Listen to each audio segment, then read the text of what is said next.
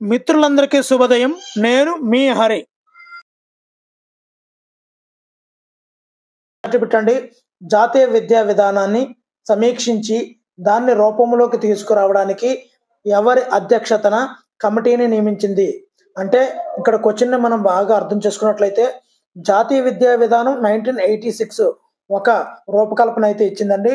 దానిని అమల్లోకి రావడానికి మరొక కమిటీని అయితే నియమించిందండి. ఆ కమిటీ పేరు ఆప్షన్ బి రామ్మూర్తి కమిటీ అండి. రెండో బిట్ చూద్దామండి. ఆచార్య రామ్మూర్తి కమిటీ ఏర్పడిన సంవత్సరం. ఆన్సర్ ఆప్షన్ సి 1990 అండి. మూడో బిట్ చూద్దామండి. ఆచార్య రామ్మూర్తి కమిటీని కేంద్ర ప్రభుత్వం నియమించిన తేదీ. ఆన్సర్ ఆప్షన్ ఏ మే 7వ తేదీ 1990. మే 1990. నెక్స్ట్ బిట్ అండి. రామ్మూర్తి కమిటీ ఏ పేరుతో గుర్తింపు పొందింది? ఆన్సర్ ఆప్షన్ ఏ టువర్డ్స్ ఎన్లైటెండ్ హ్యూమన్ సొసైటీ అనే పేరుతో రామ్మూర్తి కమిటీ గుర్తింపు పొందింది. ఐదు బిట్ అండి. వికేంద్రీకరింపబడిన భాగస్వామ్య ప్రణాళిక రచనకు పాఠశాల యాజమాన్యాలను ప్రోత్సహించడం అనేది ఏ కమిటీ సిఫార్సు చేసింది?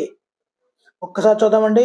వికేంద్రీకరింపబడిన భాగస్వామ్య ప్రణాళిక రచనకు పాఠశాల యాజమాన్యాలను ప్రోత్సహించడం అనేది ఏ కమిటీ సిఫార్సు చేసింది? ఆన్సర్ ఆప్షన్ ఏ రామ్మూర్తి కమిషన్. నెక్స్ట్ బిట్ చూద్దామండి.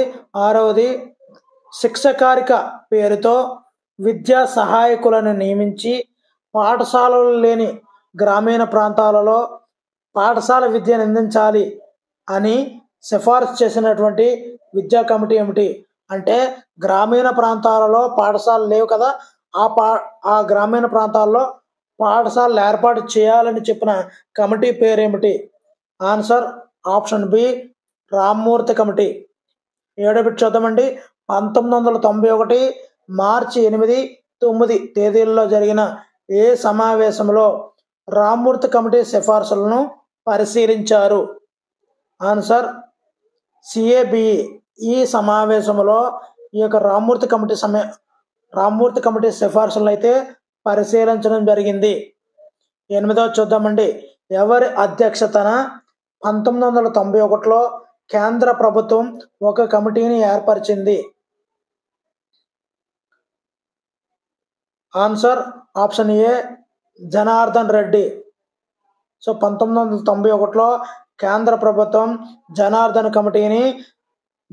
రెడ్డి అధ్యక్షతన జనార్దన్ రెడ్డి కమిటీని ఏర్పాటు చేశారు. జనార్దన్ రెడ్డి కమిటీ ఎప్పుడు ఏర్పడింది? Answer option C 1991. చూడండి, పదేగా ఒక కమిటీ గురించి ఒక కమిషన్ గురించి వరుసగా 2-3 బిట్లు రావడం వల్ల దానిలో వచ్చినటువంటి సంవత్సరాలు, అదేవిధంగా ఆ కమిటీ ఏదైతే సిఫార్సు చేసిందో వాటిని బాగా గుర్తుండే విధంగా ఒకే వరుసలో ఒక కమిటీ గురించి 2-3 బిట్లను వరుసగా ఇవ్వడం జరుగుతుందండి. అప్పుడు మీకు పలానా సంవత్సరంలో ఏర్పాటు అయింది, పలానా వాళ్ళు ఏర్పాటు చేశారు అనేది ఈజీగా మన మైండ్లో గుర్తుంచుకోవడానికి ఉపయోగపడుతుందండి అది. మరి నెక్స్ట్ బిట్ అండి. 10వది, జనార్దన్ రెడ్డి కమిటీ ఏ తేదీన ఏర్పాటు అయ్యింది? ఆన్సర్ జూలై 31వ తేదీ. జూలై 31వ తేదీ. నెక్స్ట్ బిట్ చూద్దామండి. 1 నుండి 5 తరగతులలో బడి మానివేసిన వారి శాతాన్ని 20%కి, మొత్తం ఎలిమెంటరీ తరగతుల్లో 40% తగ్గించాలని సిఫారసు చేసినటువంటి కమిటీ ఏమిటి? Answer Janardhan Reddy committee. So ఈ జనార్దన్ రెడ్డి కమిటీ చేసింది ఏంటంటే మధ్యలో బడి మానివేసిన పిల్లల గురించి ముఖ్యంగా దృష్టి సారించింది అని మనం గుర్తుపెట్టుకోవచ్చండి. నెక్స్ట్ బిట్, భారం లేని అభ్యసనం గురించి కేంద్ర ప్రభుత్వానికి సమర్పించిన కమిటీ ఏమిటి? ఆన్సర్ ఎస్పాల్. ముందు భారము అంటే బరువు, విద్యార్థుల యొక్క పుస్తకాల యొక్క బరువును తగ్గించాలి అని పదే మొత్తుకున్న కమిటీ ఎస్పాల్ కమిటీ. ఇక్కడ నెక్స్ట్ బిట్ అండి, పుస్తకాల యొక్క భారత్వం బరువును తగ్గించాలని ఏ కమిటీ సూచించింది? ఆన్సర్ ఇప్పుడే చెప్పాను. Answer option B, Yashpal committee. Next bit అండి, పుస్తకాల బరువును ప్రస్తావించి దీన్ని గణనీయంగా తగ్గించడానికి చర్యలు తీసుకోవాలని నొక్కి చంపిన కమిటీ. ఆన్సర్ ఆప్షన్ ఏ, ఎస్పాల్ కమిటీ. పదే పదే వేరు వేరు రకాలుగా కూడా ఈ క్వశ్చన్ని ఏ విధంగా అడుగుతారో మీకు అర్థమయ్యేలాగా ఇక్కడ రాయడం జరుగుతుందండి. వేరు వేరు పాత పేపర్లలో వచ్చినటువంటి పాత డిఎస్సిలో వచ్చినటువంటి బిట్లను ఏరుకోరు తీసుకొచ్చినామండి. Next bit, learning without burden అనేది ఈ క్రింది వానిలో ఎవరికి సంబంధించింది? చూసారండి, అన్ని బిట్లు ఒకేలాంటివి, దాని యొక్క బ్యాక్గ్రౌండ్ అర్థం ఒకటే. కానీ లెర్నింగ్ వితౌట్ బర్డెన్ అంటే భారం లేని విద్య, అంతే కదండి. సో అదే వేరు వేరు విధాలుగా ఏ విధంగా అడుగుతాడో ఇక్కడ మీకు స్పష్టం చేస్తున్నాను, మీరు అర్థం చేసుకోవాలి. మరి ఏ విధంగా అడిగినా కూడా మీకు ఇబ్బంది రాకూడదు అని వేరువేరుగా బిట్లు మార్చి మరీ ఇవ్వడం జరుగుతుంది. ఉపాధ్యాయులు విద్యార్థుల నిష్పత్తిని 1:30గా నిర్ణయించాలని సిఫార్సు చేసిన కమిటీ ఏమిటి? Answer B, Yashpal committee. 1:30 Yashpal committee అంటే ఇప్పుడు ఉన్నటువంటి ఉపాధ్యాయులు విద్యార్థుల నిష్పత్తి 1:20గా ఉంది, ఒక్కొక్కసారి 30గా కూడా ప్రామాణికంగా తీసుకుంటున్నారు. అంటే ఇప్పుడు ఇచ్చినటువంటి 1:30 అనేది ఇప్పుడుది కాదండి, ఎస్పాల్ కమిటీ చేసినటువంటి తీర్మానము, సిఫార్సు. నెక్స్ట్ బిట్ అండి, విద్యా పాలన యాజమాన్యాలను గ్రామ పంచాయతీ స్థాయికి వికేంద్రీకరించాలని చెప్పిన కమిటీ ఏమిటి? Answer Yashpal committee. Yashpal committee. ఇక్కడ గ్రామ పంచాయతీ స్థాయికి విద్యా పాలన అనేది చేరాలి అని చెప్పింది ఎస్పాల్ కమిటీ. అంటే 1:30 ఉండాలని చెప్పింది, భారం లేని విద్య ఉండాలని చెప్పింది, గ్రామ పంచాయతీ స్థాయి వరకు వెళ్ళిపోవాలి ఈ యొక్క పాఠశాల విద్యా పాలన అనేది అని చెప్పినటువంటి కమిటీ ఎస్పాల్ కమిటీ. నెక్స్ట్, భారత ప్రభుత్వం 1977 జూన్లో ఏ విశ్వవిద్యాలయం వైస్ ఛాన్సలర్ అధ్యక్షునిగా ఉంచి ఒక కమిటీని నియమించింది? ఆన్సర్ గుజరాత్ అండి, గుజరాత్. ఇక్కడ చూద్దామండి ఒక్కసారి. గుజరాత్ యొక్క విశ్వవిద్యాలయ వైస్ ఛాన్సలర్ అధ్యక్షునిగా ఉంచి ఒక కమిటీని అయితే భారత ప్రభుత్వం 1977లోనే చేసిందండి. ఆ కమిటీ గురించి కూడా ఇప్పుడు వరుసగా తెలుస్తుంటాయండి, ప్రత్యేకంగా ఎక్స్ప్లెయిన్ చేయాల్సిన అవసరం లేకుండానే వరుసగా బిట్టుని పేర్పుగా తీసుకొచ్చామండి. మరి వీడియో అయితే తప్పనిసరిగా నచ్చుతుంది అనుకుంటున్నాను. నచ్చితే మాత్రం తప్పనిసరిగా లైక్ చేయండి. ఇలాంటి మరిన్ని మంచి వీడియోలు కావాలనుకుంటే ఛానల్ అయితే సబ్స్క్రైబ్ చేయండి. తప్పనిసరిగా ఈ వీడియో బాగుందా లేదా, ఎలా ఉంది, ఎలా చేస్తే బాగుంటుంది, అలానా టాపిక్ కావాలి అని మీకు ఏమన్నా అనిపిస్తే తప్పనిసరిగా కామెంట్ చేయండి. నేను తప్పనిసరిగా మీ యొక్క రిప్లైని పరిగణలో తీసుకొని మీ యొక్క వీడియోలు అయితే చేస్తానండి. ఇంకా ఒకరిద్దరి యొక్క వీడియోలు ఇంకా రెడీ అవుతున్నాయండి. 9వ తరగతి తెలుగు చేయమని చెప్పారు, కానీ ఇప్పుడు అది సగం వరకు ప్రిపేర్ అయ్యిందండి పీడిఎఫ్. అది నెక్స్ట్ ఎగ్జిక్యూట్ అవుతుంది ఒక 2-3 రోజుల్లో. అంటే బాగా టఫ్గా రావాలి. నేను మ్యాటర్ను కూడా అడిషనల్ మ్యాటర్ కూడా ఇవ్వాలి కాబట్టి కొద్దిగా లేట్ అవుతుందండి. మరి మీకేమన్నా పలానా వీడియో కావాలంటే సెండ్ చేయండి, నేను కామెంట్ చేయండి, నేను తప్పనిసరిగా చేస్తాను. ఓకేనండి. భారత ప్రభుత్వం ఎవరి అధ్యక్షతన 1977లో ఏర్పరిచిన కమిటీ పేరు ఏమిటి? Answer option A, Ishwarbhai Patel committee. ఏ విశ్వవిద్యాలయం అండి? గుజరాత్ అని ఇందాక చెప్పుకున్నాం. ఎప్పుడు ఏర్పడింది? 1977లో ఈశ్వరీభాయ్ పటేల్ కమిటీ ఏర్పడింది. గుజరాత్ విశ్వవిద్యాలయంలో జరిగినటువంటి సమావేశంలో ఈ యొక్క ఈశ్వరీభాయ్ పటేల్ కమిటీని సిఫార్సు చేసింది ప్రభుత్వం. ఇదే చూడండి, ఈశ్వరీభాయ్ పటేల్ కమిటీ ఎప్పుడు ఏర్పాటైంది? ఒక్కసారి మీరు 1977లో అండి. ఒక్కసారి అలా కంటిన్యూ ఉంటే మైండ్లో రిజిస్టర్ అయిపోతాయండి. SUPW వి అని పడ్డదండి. SUPWలు అనేది ఏ విద్యా కమిటీకి సంబంధించినది? Answer Ishwarbhai Patel committee, SUPW. ఒక్కొక్క కమిటీ ఒక్కొక్క దాన్ని ప్రత్యేకంగా తీసుకుందండి. ఎస్పాల్ భారం లేని కమిటీ, సో ఈ విధంగా భారం లేని విద్య, అదేవిధంగా ఈశ్వరీబాయి పటేల్ కమిటీ SUPW, ఈ విధంగా ఒక్కొక్క కేటగిరీ ఒక్కొక్క దానికి చేసుకుంటే మనం ఈజీగా విభజించు పాలించి ఏ విధంగా అయితే ఈజీగా ఉంటుందో మనకి కూడా అంత ఈజీ అయిపోతుందండి. మరి ఇక్కడ ఈశ్వరీబాయి పటేల్ కమిటీ 1 నుండి 5వ తరగతి వరకు ఎంత సమయాన్ని టైం టేబుల్లో కేటాయించాలని సిఫార్సు చేసింది? ఆన్సర్ 20%. 20% సమయాన్ని టైం టేబుల్లో కేటాయించాలి. అంటే మిగతా 80% అవసరం లేదు. అంటే మిగతా కరికులేతర విద్యేతర కార్యక్రమాలకి దృష్టి పెట్టాలి అని చెప్పి చెప్పడం జరిగిందండి. నెక్స్ట్ బిట్ చూద్దామండి. 6 నుండి 10వ తరగతి వరకు టైం టేబుల్ ఎంత సమయానికి వారానికి కేటాయించాలని ఈశ్వరీబాయి పటేల్ కమిటీ సిఫార్సు చేసింది? ఆన్సర్ 6 గంటలండి. 6 గంటలు. ఇది యూపీ క్లాసెస్ కండి. నెక్స్ట్ బిట్ చూద్దాము. 24వది ఇంపార్టెంట్ బిట్లు అండి. మిత్రులు చూస్తున్నారు కానీ లైక్ చేయడం లేదు. వీడియో ఎలా ఉందో కామెంట్ చేయండి. సో మీకు తగ్గట్టుగా నేను తయారు చేస్తానండి. అంతకుముందు వీడియోలో టైమర్ పెట్టేవాడిని. మీరు చెప్పడం వల్ల టైమర్ లేకపోతే కాస్త సమయం తగ్గుతుంది కదండి, చాలా బాగుంటుంది, నిడివి ఎక్కువ రాకుండా చక్కగా ఉంటుందన్నారు. అందుగురించనే టైమర్ తీసాను. మీరు ఎటువంటి సలహాలు ఇచ్చినా నేను తీసుకోవడానికి సిద్ధంగా ఉన్నాను. ఎందుగురించి అంటే ఈ వీడియో మీకోసం చేస్తున్నాను. మీకు నచ్చితేనే, మీకు అనుగుణంగా ఉంటేనే ఈ యొక్క వీడియో అనేది బాగుంటుంది. మంచి టఫ్ క్వశ్చన్లతో కూడుకున్నదైతే ఇంకా బాగుంటుంది. ఏ విధంగా ఉంటే బాగుంటుంది అన్నది సలహా అయితే ఇవ్వండి. పాఠశాల కరికులంలో భావస్థానం ప్రాధాన్యతను సంబంధించి ఏ కమిషన్ సిఫార్సులను ఈశ్వరీబాయి పటేల్ కమిటీ సమర్థించింది? ఆన్సర్, సో ఈ కమిటీ సిఫార్సులను, కొఠారి కమిటీ సిఫార్సులను ఏ కమిటీ సమర్థించిందంటే ఈశ్వరీబాయి పటేల్ కమిటీ. సో రెండాట్లకి కూడా పాఠశాల కరికులంలో ఇద్దరు ఏకీభవించారు, ఈ కొఠారి గారు, ఈశ్వరీబాయి గారు. ఓకేనండి. 25వది భాషకు తప్ప 1-2 తరగతి వరకు పాఠ్యపుస్తకాల తప్పని చెప్పిన కమిటీ ఏంటి? ఒక భాషకు మాత్రమే పాఠ్యపుస్తకాలు ఉండాలి, 1-2 తరగతి, మిగతా అవసరం లేదు అని చెప్పినటువంటి కమిషన్ ఏమిటి?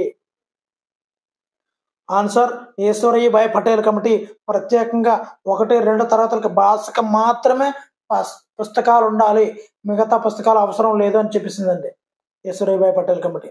నెక్స్ట్ అండి, ప్రాథమిక స్థాయిలో పిల్లలు 2:30 నుండి 3 గంటల కంటే ఎక్కువ ఉండాల్సిన అవసరం లేదు. అంటే ప్రాథమిక స్థాయిలో పిల్లవాడు ఎక్కువ అటెన్షన్ చేయలేడు. ఒక అరగంట సేపు పాఠం చెప్పిన తర్వాత విద్యార్థి యొక్క మైండ్ అక్కడ ఉండదు. అందువల్ల 2:30 నుంచి 3 గంటల కంటే ఎక్కువగా ఉండాల్సిన అవసరం లేదు అని చెప్పినటువంటి కమిటీ ఏమిటి అంటే ఈ యొక్క ఈశ్వరీబాయి పటేల్ కమిటీ. అదేవిధంగా పాఠ్యపుస్తకాలు 1-2 తరగతులకి అదే లాంగ్వేజెస్కి మాత్రమే ఉండాలి, మిగతా వాటికి అవసరం లేదని కూడా ఈ ఈశ్వరీబాయి పటేల్ కమిటీ చెప్పడం జరిగింది. ఇక్కడ చూడండి, చాలా చాలా ఇంపార్టెంట్ బిట్ అంటే ఇది.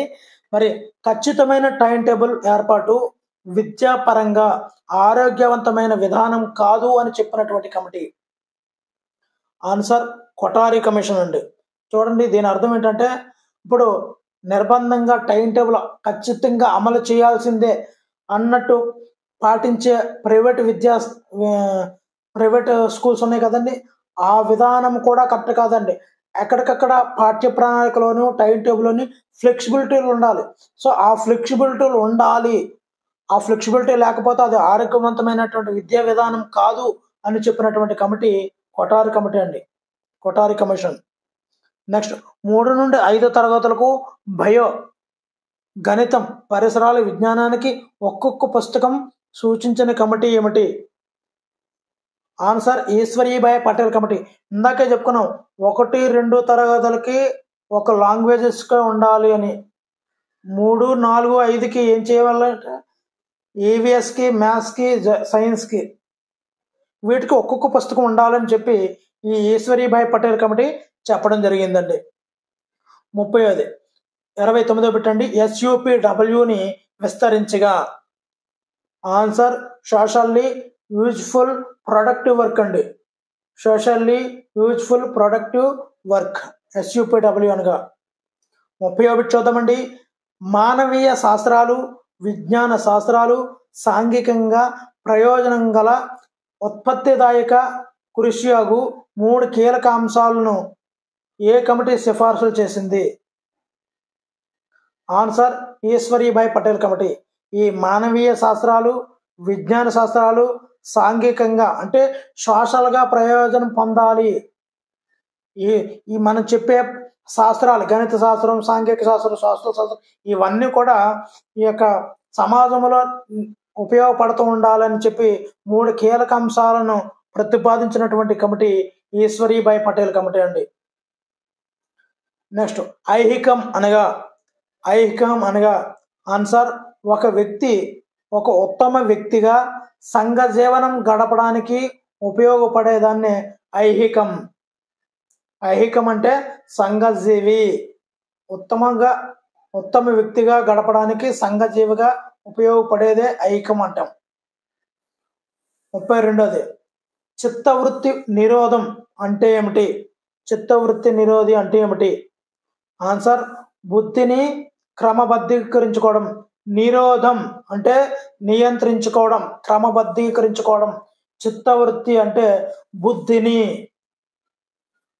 క్రమబద్ధీకరించుకోవడం అని అర్థం.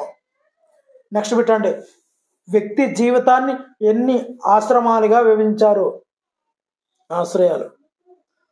ఆన్సర్ ఆప్షన్ 4 4 ఆశ్రయాలుగా విభజించడం జరిగిందండి.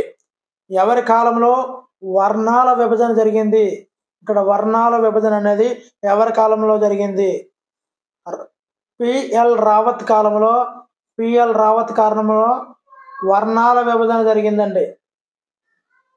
35వ బిట్టు చూద్దామండి. చాలా చాలా ఇంపార్టెంట్ బిట్లు అండి. దయచేసి లైక్ చేయండి. మీలాంటి ఎంతో మంది మిత్రులకు మీరు లైక్ చేయడం వల్లే వాళ్ళ దాకా వెళ్తుందండి వీడియో. వాళ్ళు లైక్ చేస్తే మీ దాకా వస్తుంది, మీరు లైక్ చేస్తే వాళ్ళ దాకా వెళ్తుంది. మరి ఇంకా సబ్స్క్రైబ్ చేసుకుంటే ఈ తలనొప్పి లేదు. ఇంకా ప్రత్యేకంగా మీ దాకా నేను చేసిన ప్రతి వీడియో కూడా మీకు వచ్చేస్తుంది, ఇబ్బంది లేదు.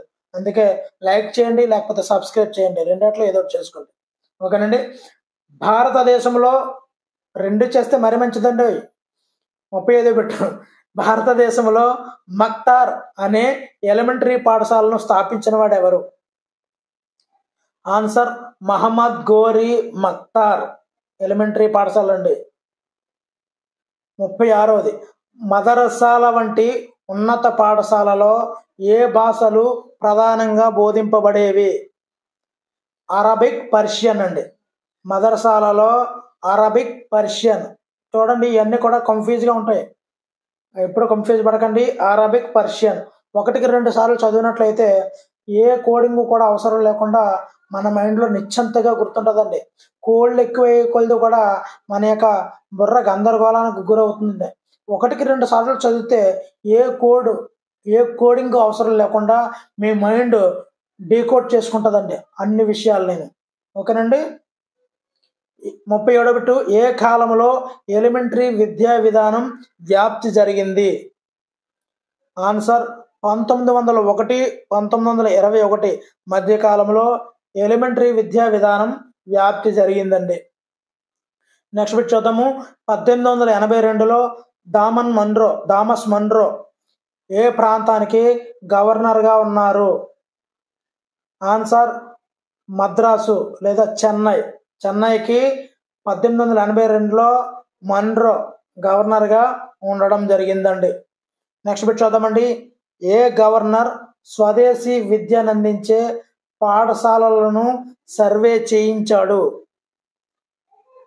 Answer Elphinstone. ఈయన స్వదేశీ విద్యనందించే పాఠశాలన్నింటినీ కూడా సర్వే చేయించింది స్టోన్. సర్వే వేయించి స్టోన్ వేయించాడు అనమాట. ఓకేనండి, ఎల్ఫిన్ స్టోన్. నెక్స్ట్ బిట్ అండి, ఈ క్రింది వానిలో ఈబ్జా తఖ్రా పేరుతో వాడేవి ఏమిటి? ఈబ్జా తఖ్రా పేరుతో వాడేవి ఏమిటి? ఆన్సర్ కట్టె పలకలు. ఈబ్జా తఖ్రా కట్టె పలకలు. నెక్స్ట్ బిట్ చూద్దామండి. ఈస్ట్ ఇండియా కంపెనీ విద్యా బాధ్యతను స్వీకరించిన సంవత్సరం. ఈస్ట్ ఇండియా కంపెనీ విద్యా బాధ్యతను స్వీకరించిన సంవత్సరం 1813. ఈస్ట్ ఇండియన్ కంపెనీ 1813లో విద్యా బాధ్యతను స్వీకరించింది. 42వ బిట్ చూద్దామండి. వుడ్స్ డిస్పాచ్ సామాన్య ప్రజానికానికి విద్య అందుబాటులో ఉండేలా తీర్పులు చేసిన సంవత్సరం ఏమిటి? ఆన్సర్ 1854 అండి. 1854లో ప్రజలందరికీ కూడా ఉపయోగకరంగా విద్య ఉండాలి అని తీర్పు చేసింది వుడ్స్ డిస్పాచ్ కమిటీ 1854లో. నెక్స్ట్ బిట్ అండి. 1902లో విశ్వవిద్యాలయాల కమిషన్ నియమించి విద్యా వ్యాప్తికి చొరవ చూపించిన వారు ఎవరు? Answer lord Curzon. విద్యా వ్యాప్తికి చొరవ చూపించింది లార్డ్ కర్జన్. నెక్స్ట్ బిట్ చూద్దామండి. 1910లో కేంద్రీయ శాసనసభలో నిర్బంధ ప్రాథమిక విద్యను ఒక తీర్మానాన్ని ప్రవేశపెట్టిన వారు ఎవరు? ఆన్సర్ గోపాలకృష్ణ గోఖలే.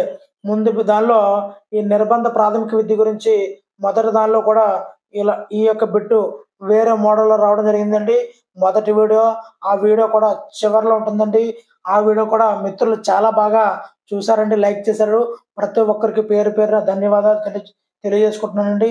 మరి ఆ విధంగానే ఈ వీడియో కూడా వెళ్తుందనే ప్రత్యేకంగా ఏ రికోర్ సెలెక్ట్ చేశానండి. నెక్స్ట్ బిట్ చూద్దామండి. 45వది. ఏ సంవత్సరం ఎలిమెంటరీ విద్యా చరిత్రలో ఒక మైలురాయి? ఆన్సర్ 1921వ సంవత్సరం ఎలిమెంటరీ విద్యా చరిత్రలో ఒక మైలురాయిగా నిలిచిపోయింది. నెక్స్ట్ బిట్ చూద్దామండి. మహాత్మా గాంధీ బేసిక్ విద్యా విధానాన్ని ప్రవేశపెట్టిన ప్రాంతం? ఆన్సర్ వార్ధా. మహాత్మా గాంధీ బేసిక్ విద్యా విధానం ఎక్కడ ప్రవేశపెట్టారండి? వార్ధా.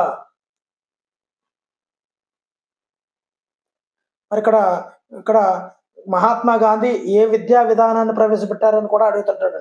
అంటే బేసిక్ విద్యా విధానాన్ని కూడా ప్రవేశపెట్టారు. మేబీ ఆ బిట్ కూడా నెక్స్ట్ వస్తుందండి. 47వ బిట్ అండి. గాంధీ బేసిక్ విద్యా విధానాన్ని ప్రవేశపెట్టిన సంవత్సరం? 1937లో. అంటే స్వాతంత్రానికి ముందు 10 సంవత్సరాల పూర్వం ఈ బేసిక్ విద్యా విధానానికి నాంది పడింది. నెక్స్ట్ చూద్దామండి. ఈ క్రింది వానిలో రెండవ ప్రపంచ యుద్ధం ప్రారంభమైన సంవత్సరం? ఆన్సర్ 1939. దీనికి 2 సంవత్సరాల ముందు బేసిక్ విద్యని గాంధీ గారు ప్రవేశపెట్టారు. రెండవ ప్రపంచ యుద్ధానికి 2 సంవత్సరాల ముందు. క్రింది వానిలో సరికాని వాటిని పరిశీలించండి. Woods dispatch 1854. East India company విద్యా బాధ్యత స్వీకరించిన సంవత్సరం 1913. ఈ రెండింటిని ఒకసారి చెక్ చేయమంటున్నారండి. ఆన్సర్ 2 మాత్రమే సరికాదు. ఓకేనండి, ఒకటిది రైటేనండి. వుడ్స్ డిస్పాచ్ అనేది 1854, ఇది సరి అయిందే. నెక్స్ట్ చూద్దామండి. రాజ్యాంగంలో ఏ ఆర్టికల్ ఉచిత నిర్బంధ ప్రాథమిక విద్యను తెలియజేస్తుంది? Answer article 45. ఆర్టికల్ 45 ఉచిత నిర్బంధ ప్రాథమిక విద్య. ఆర్టికల్ 45. 51దండి. 1945లో భారతదేశంలోని అక్షరాస్యత ఎంత? ఆన్సర్ 14%. చూడండి ఎంత తక్కువగా ఉండేదో అక్షరాస్యత అనేది. చదువుకున్న వాళ్ళ సంఖ్య తక్కువగా ఉండేది. 1945లో స్వాతంత్రానికి పూర్వం భారతదేశంలోని అక్షరాస్యత 14% మాత్రమే. ఆర్టికల్ 29, 30 యొక్క అంశం ఏమిటి? ఆన్సర్ ఆప్షన్ ఏ మైనారిటీలకు విద్యా సంస్థలు స్థాపించి నడిపే హక్కు ఆర్టికల్ 29, 30 అనేది తెలియజేస్తుంది. మైనారిటీలకి విద్యా సంస్థలు స్థాపించి నడిపే హక్కును ఆర్టికల్ 29, 30 అనేది తెలియజేస్తుంది. 53వ బిట్ అండి. ఆర్టికల్ 350A దేని గురించి తెలియజేస్తుంది? ఆన్సర్ ఆన్సర్ ప్రాథమిక స్థాయిలో మాతృభాషలో బోధనా సదుపాయాలు. మరి ఇదే తొంగలో తొక్కుతున్నాం అండి ప్రజెంట్ ఇప్పుడు మనం. ఆర్టికల్ 350A అనేది తొంగలో తొక్కుతున్నాం. ఎందు గురించి అంటే ప్రాథమిక స్థాయిలో మాతృభాషలో జరగాల్సిన బోధన ఆంగ్ల మాధ్యమంలోకి మారిపోతుందండి. అందువల్ల విద్యార్థి అటు ఇంగ్లీష్కి కాకుండా ఇటు అమ్మ భాషకి దూరం అవుతూ ఆంగ్ల భాషకి దూరం అవుతున్నాడండి. ఈ యొక్క 350A అనేది చాలా ఇబ్బంది పడుతుంది ఇప్పుడు ఈ ఆర్టికల్. ఓకేనండి. Next bit. ఎందు గురించి అంటే ఇలా రిలేటెడ్ చేస్తే మీకు గుర్తుంటుందని, అంతే తప్ప ఇక్కడ ఆంగ్ల విద్యా విధానాన్ని తోలనాడడం నా ఉద్దేశం కాదు. 350A అనేది దేని గురించి అన్నది ఈ విధంగా కొరిలేట్ చేస్తే మీకు అర్థమవుతుంది అని. ఓకేనండి. నెక్స్ట్ బిట్ 54వ బిట్టు. సార్వత్రిక ప్రాథమిక విద్యా హక్కు ఏ సంవత్సరాల లోపు పిల్లలకి ఇస్తారు? ఆన్సర్ 14 సంవత్సరాల లోపు పిల్లలకి సార్వత్రిక ప్రాథమిక విద్యను అందిస్తారు. నెక్స్ట్ బిట్ అండి. ఏ సంవత్సరంలో ప్రాంతీయ చట్టాన్ని ప్రవేశపెట్టి ప్రాంతాల వారీగా నిర్బంధ విద్యకు ప్రణాళికలను సిద్ధం చేశారు? ఆన్సర్ 1937లో. నెక్స్ట్ బిట్ అండి. ఎస్సీ ఎస్టీ బలహీన వర్గాలకు విద్య ఆర్థిక సహకారం అందించే ఆర్టికల్ ఏమిటి? Answer article 46. ఎస్సీ ఎస్టీ బలహీన వర్గాలకు విద్య ఆర్థిక సహకారం అందించేది ఆర్టికల్ 46. 46 అనేది ఎస్సీ ఎస్టీలకు సంబంధించింది, అంటే ఎడ్యుకేషన్ అండి. ప్రాథమిక స్థాయిలో మాతృభాషలో బోధనా సదుపాయాలు కలగాలని ఉద్దేశించిన ఆర్టికల్ ఏమిటి? మరి ఇంతకు ముందే చెప్పుకున్నాము, బిట్ వేరేగా వచ్చినా కూడా ఎలా వచ్చినా కూడా మీరు ఆన్సర్ చేయాలనే ఉద్దేశంతో రకరకాలుగా క్వశ్చన్లు అయితే తయారు చేయడం జరుగుతుందండి. ఆన్సర్ 350A అండి. నెక్స్ట్ బిట్ చూద్దామండి. హర్దాంగ్ కమిటీ నియమించి విద్యా పరిస్థితిని అంచనా వేయవలసిందిగా తెలియజేసిన సంవత్సరం ఏమిటి? Answer 1929 హర్దాంగ్ committee. 1929 అండి. నెక్స్ట్ బిట్ చూద్దామండి. లార్డ్ కర్జన్ ఏ సంవత్సరంలో ఎలిమెంటరీ పాఠశాలను నిర్వహించడం కోసం ఉపాధ్యాయుల నియామకం చేపట్టారు? ఆన్సర్ 1904లో అండి. చూసారండి, మనకొచ్చే ఉపాధ్యాయుల నియామకం లార్డ్ కర్జన్ గారు ఇప్పుడు కాదండి, 2024 కాదండి, అంటే 120 సంవత్సరాల బ్యాక్, అంటే 1904లో లార్డ్ కర్జన్ గారు ఉపాధ్యాయుల నియామకాన్ని చేపట్టారు. మరి చివరి బిట్టుకు వస్తామండి. మరి ఇంకా దయచేసి ఎవరైనా చూసిన వాళ్ళకి ఈ వీడియో నచ్చితే మాత్రం తప్పనిసరి లైక్ చేయండి. ఇలాంటి మరిన్ని వీడియోలు కావాలంటే ఛానల్ అయితే సబ్స్క్రైబ్ చేసుకోండి. మరి లాస్ట్ బిట్ అండి. 19వ శతాబ్దంలో ఎలిమెంటరీ విద్య ప్రధానంగా ఏ కారణం చేత అంతగా అభివృద్ధి చెందలేదు? ఇది చాలా చాలా చాలా ఇంపార్టెంట్ బిట్ అండి. మీకు ఆన్సర్ తెలిస్తే తప్పనిసరిగా కామెంట్ చేయండి. నేనైతే ఒకరోజు తర్వాత దీని యొక్క ఆన్సర్ని కామెంట్ బాక్స్లో పోస్ట్ చేస్తానండి. తెలిసిన మన మిత్రులు ఎవరైనా పోస్ట్ చేస్తే నేను కరెక్ట్ అని పెడతానండి. ఆ తర్వాత నేనైతే ఆన్సర్ని అయితే రివీల్ చేయను. మొదటి బిట్టు. రాష్ట్ర వనరుల కేంద్రం అని దేనిని పిలుస్తారు? ఆన్సర్ ఆప్షన్ డి ఎస్ఆర్సి అని పిలుస్తారండి. రెండో బిట్టు. ఎస్ఆర్సి యొక్క ప్రధాన ఉద్దేశం ఏమిటి? ఆన్సర్ ఆప్షన్ డి వయోజన అక్షరాస్యత అని ప్రధాన ఉద్దేశం అండి. మూడో బిట్టు. యూజీసీలో జి అనగా ఏమిటి? Answer option D grants. నాలుగో బిట్ అండి. విద్యా శిక్షణల జాతీయ గుర్తింపు సమితి అని దేనికి పేరు? Answer option 4 NABET. Next bit చూద్దామంటే ఐదవది. దేశంలో అన్ని రంగాలలో గుణాత్మకతను తీసుకురావడానికి ముందుగా ఆ మార్పు పాఠశాల నుండి ప్రారంభం అవ్వాలి అని తెలిపిన వారు? Answer option A Abdul Kalam గారు. నెక్స్ట్ బిట్ చూద్దామండి. ఆరవది. ఆయా సంస్థలు ఉన్న ప్రదేశాలను బట్టి సరికాని అంశమును గుర్తించండి. ఆన్సర్ అయితే సరికాని ఆన్సరు ఆప్షన్ డి అండి. సరైనవి ఒకసారి చూద్దాము. జాతీయ క్రీడా మండలి ఢిల్లీలో ఉంది. జాతీయ సార్వత్రిక పాఠశాలల సంస్థ నోయిడాలో ఉంది. భారతీయ భాషల కేంద్రీయ సంస్థ మైసూరులో ఉందండి. ఈ 3 సరైనవేనండి. నెక్స్ట్ బిట్ చూద్దామండి. 7వది, యూజీసీ ఏర్పాటు కావడానికి కారణమైన కమిషన్ ఏమిటి? ఆన్సర్ ఆప్షన్ ఏ రాధాకృష్ణన్ కమిషన్. ఈ యూజీసీ ఏర్పడడానికి రాధాకృష్ణన్ కమిటీ తోడ్పడింది. 8వదండి, పాఠశాల సముదాయం స్కూల్ కాంప్లెక్స్ అనే భావన మొదట వెలుగులోకి తెచ్చిన కమిషన్ ఏమిటి? Answer option A Kothari commission. School complex అనే భావనను కొఠారి కమిషన్ తీసుకొచ్చిందండి. నెక్స్ట్ 9వది, సాక్షర్ భారత్ కార్యక్రమాలు ఈ సంస్థ ఆధ్వర్యంలో జరుగుతాయి. Answer option D SRC. SRC ఆధ్వర్యంలో సాక్షర్ భారత్ కార్యక్రమాలు జరుగుతాయండి. 10వది, డైట్ మాదిరిగా మండల స్థాయిలో పనిచేస్తున్న సంస్థ ఏమిటి? Answer option C MRC Mandal research centre. Next bit విశ్వవిద్యాలయ నిధుల సంఘానికి సంబంధించి ఏకైక సరైన ప్రవచనమును గుర్తించండి. ఆన్సర్ ఆప్షన్ సి ఈ సంస్థ విశ్వవిద్యాలయ కమిషన్ సిఫార్సుల మేరకు ఎన్నికైంది, ఏర్పాటయింది. నెక్స్ట్ బిట్ పాఠశాల సముదాయాల ఆవశ్యకత కానిది ఏమిటి? అంటే స్కూల్ కాంప్లెక్స్ యొక్క ఆవశ్యకత కానిది ఏమిటి?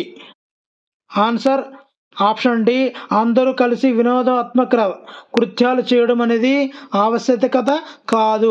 మరి ఏంటంటే ఈ స్కూల్ కాంప్లెక్స్ పెట్టడానికి కారణం ఏంటంటే ఒంటరితనం పోగొట్టడం, వృత్యంతర శిక్షణ ఇవ్వడము, సూచనలు పంచుకోవడం. మా పాఠశాలలో ఈ కూడికలు ఈ విధంగా చెప్తున్నాము, ఈ తీసివేతలు ఈ విధంగా చెప్తున్నాము, సైన్స్ ఈ విధంగా చెప్తున్నామని ఒక ఉపాధ్యాయుడు చెప్తే మిగతా పాఠశాల వాళ్ళు ఓహో ఈ విధంగా నేర్తే మనము కూడా ఇంత బాగా చెప్పవచ్చు అనే అభిప్రాయం రావడం కోసం ఈ స్కూల్ కాంప్లెక్స్ అనేది పెడుతుంటారండి. 13వది, పాఠశాల సముదాయాల గురించి చర్చించని కమిషన్ ఏమిటి? మరి answer option C Rammurthy commission అండి. మరి ఈ యొక్క పాఠశాల సముదాయాలు రావడానికి కొఠారి కమిషన్ కారణమైతే మొదలియార్ కమిషన్ కూడా పాఠశాల సముదాయాల గురించి చర్చించిందండి. అదేవిధంగా జనార్దన్ కమిటీ కూడా చర్చించిందండి.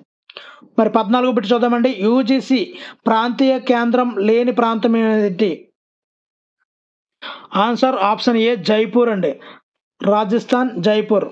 ఇక్కడ చూద్దామండి. హైదరాబాద్లో యూజీసీ ప్రాంతీయ కేంద్రం ఉంది, భోపాల్లో ఉంది, పూనాలో కూడా ఉందండి. మరి జైపూర్లో లేదండి. నెక్స్ట్ బిట్ మండల వనరుల కేంద్రం ఏర్పాటు కావడానికి కారణం ఏమిటి?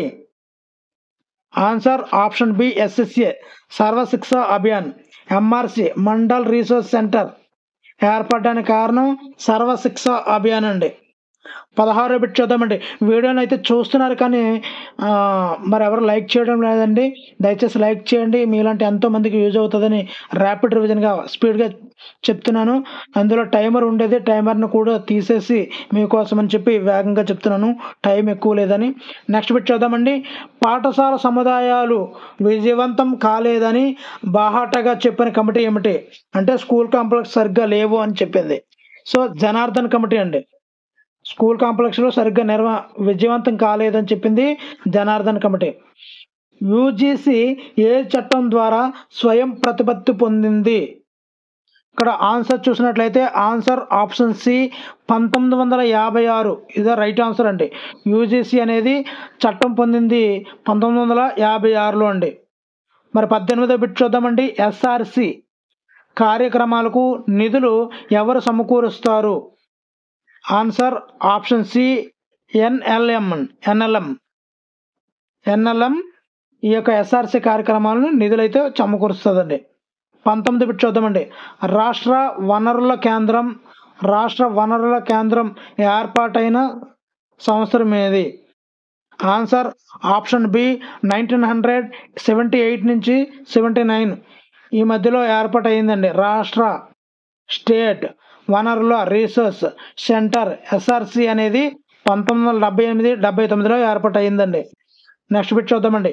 యూజీసీ ప్రస్తుత చైర్మన్ ఎవరు? యూజీసీ ప్రస్తుత chairman option B Jagdish Kumar అండి. జగదీష్ కుమార్ గారండి.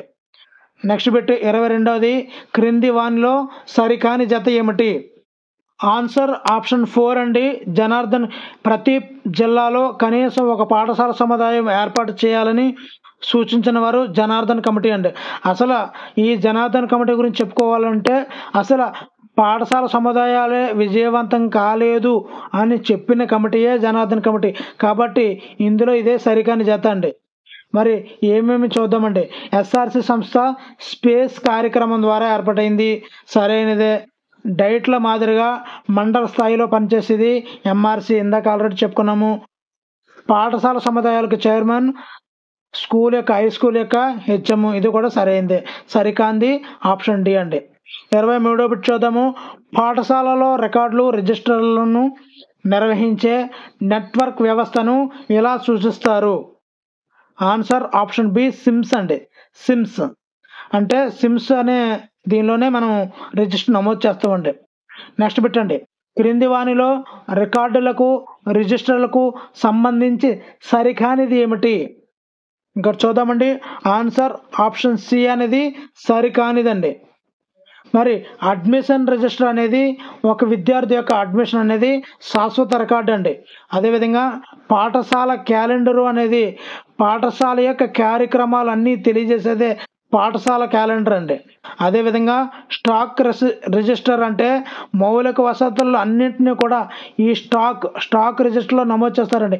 ఎన్ని బెంచీలు ఉన్నాయి, ఎన్ని చైర్లు ఉన్నాయి, ఎన్ని రూములు ఉన్నాయి, అన్ని ఏ టు జెడ్ ఈ స్టాక్ రిజిస్టర్లో. లైబ్రరీ బుక్స్ ఎన్ని ఉన్నాయి, ఇవన్నీ కూడా ఈ స్టాక్ రిజిస్టర్లో రాస్తారండి. మరి ప్రగతి పత్రం అనేది దీనికి సంబంధించింది కాదండి. విద్యార్థి సమగ్ర మూర్తిమత్వానికి ఓన్లీ మార్కులకు మాత్రమే ప్రగతి పత్రం కనిపిస్తుంది, కానీ మూర్తిమత్వానికి కాదండి. Next bit. క్రింది వాటిలో వాటి పనితీరు ఆధారంగా సరైన రికార్డు ఏమిటి? ఆన్సర్ ఆప్షన్ డి పాఠశాలను ప్రతిబింబిస్తూ పాఠశాల నినాదం, లోగో. ఓకేనండి. మరి విద్యార్థి మూర్తిమత్వానికి అద్దం పట్టే రిజిస్టర్ హాజరు రిజిస్టర్ కాదండి, అది అటెండెన్స్ ఓన్లీ. స్టాఫ్ మీటింగ్లో తీసుకున్న నిర్ణయాలు సర్వీస్ పుస్తకంలో నమోదు చేయరండి. అసలు పని వేళలో సిబ్బంది బయటకు వెళ్తే అవుట్వర్డ్ రిజిస్టర్ నమోదు చేస్తారు, అది సరైనది కాదండి, ఇది మాత్రమే సరైనదండి. నెక్స్ట్ బిట్ చూద్దామండి. క్రింది వానిలో ఆర్థిక పరమైన రికార్డు కానిది ఏమిటి? ఆన్సర్ సేవా గ్రంథాలు. ఇక్కడ ఆర్థిక పరమైన రికార్డులు లెడ్జర్ బుక్, కంటింజెన్సీ, ఎక్విటెన్స్ రిజిస్టర్, ఈ మూడు కూడా ఆర్థిక పరమైన రికార్డులేనండి. 27ది. క్రింది వానిలో విద్యా సంబంధ రికార్డు కానిది ఏమిటి? ఆన్సర్ పగిలే వస్తువుల రిజిస్టర్. ఇప్పుడు ఏదైనా వస్తువులు పగిలిపోతే దాన్ని డిస్మాటిల్లో తోసేస్తారు, కానీ ఒక రిజిస్టర్ అంటూ మెయింటైన్ చేయరు. ఓకేనండి. ఆధార్ రిజిస్టర్ మెయింటైన్ చేస్తారు. క్యూములేటివ్ రికార్డ్ అంటే మార్కుల రిజిస్టర్. క్యూములేటివ్ రికార్డు అంటే మార్కుల రిజిస్టర్ అండి. అదేవిధంగా ఉపాధ్యాయుల డైరీలు, ఈ మూడు కూడా ఉంటాయండి, మరి ఇది కాదండి. నెక్స్ట్ బిట్ 28ది. పాఠశాల కార్యక్రమాలను ప్రతిబింబించే అద్దం లాంటిదానిగా దేనిని పిలుస్తారు? ఆన్సర్ ఆప్షన్ ఏ పాఠశాల క్యాలెండర్, జాబ్ క్యాలెండర్ లాంటిదండి. ఒక సంవత్సరంలో ఒక గవర్నమెంట్ ఏ కార్యక్రమాలు ఏ జాబులు ఇస్తామని చెప్పడానికి జాబ్ క్యాలెండర్. అదేవిధంగా పాఠశాల కార్యక్రమాలన్నీ తెలియజేయడానికి పాఠశాల క్యాలెండర్ ఉంటుందండి. నెక్స్ట్ 29వదండి. నగదు పుస్తకం యొక్క పిల్ల లాగా దీనిని పిలుస్తారు? ఆన్సర్ ఆప్షన్ డి ఆవర్జ పుస్తకం అండి. ఆవర్జ పుస్తకం అనేది ఈ యొక్క నగదు పుస్తకం యొక్క పిల్లలా పిలుస్తాము. నెక్స్ట్ బిట్ అండి. ఏ రికార్డు ద్వారా పాఠశాల చరిత్రను తరతరాలకు అందించవచ్చు? ఆన్సర్ ఆప్షన్ డి ఆవర్జ పుస్తకం అండి. ఆవర్జ పుస్తకం చరిత్రను. Next bit. ఈ రికార్డు ద్వారా పాఠశాల చరిత్రను, ఇది ఆల్రెడీ అయిపోయిందండి, సారీ అండి. నెక్స్ట్ బిట్ అండి. డిఎఫ్సిఆర్ అనగా? Answer daily finance collection register. Daily finance collection register. Next bit అండి. విద్యార్థి సమగ్ర మూర్తిమత్వానికి అడ్డంగా ఈ రికార్డును పోలుస్తారు? విద్యార్థి సమగ్ర మూర్తిమత్వానికి అద్దంగా ఏ రికార్డును పోలుస్తారు? ఆన్సర్ సంచిత పత్రావళి. సంచిత పత్రావళి. నెక్స్ట్ పెట్టండి, ఉపాధ్యాయుడి యొక్క వృత్తిపరమైన విషయాలను నమోదు చేసే పుస్తకం ఏమిటి? ఆన్సర్ వృత్తిపరమైనది అంటే సేవా గ్రంథం. సేవా గ్రంథం అంటారండి. క్రింది వానిలో ఆర్థిక పరమైన రిజిస్టర్ కానిది ఏమిటి? Answer stock register. స్టాక్ అంటే ఏ స్టాక్ ఉందని రాసేదండి. ఇవన్నీ కూడా కంటింజెన్సీ, ఉపకార వేతనాలు, అక్విటెన్స్ ఇవన్నీ కూడా ఆర్థిక పరమైన రిజిస్టర్లేనండి. మరి 36 పెట్టండి, లైబ్రరీలో ఎన్ని రకాల పుస్తకాలు ఉన్నాయో తెలియజేసింది ఏమిటి? ఆన్సర్ లైబ్రరీ క్యాటలాగ్ అండి.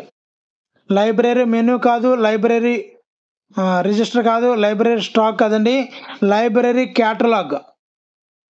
నెక్స్ట్ పెట్టండి, పాఠశాల సిబ్బంది పాఠశాల సమయంలో అధికార అనధికార పనులకు వెళ్ళినట్లయితే ఏ రిజిస్టర్లో నమోదు చేయాలి?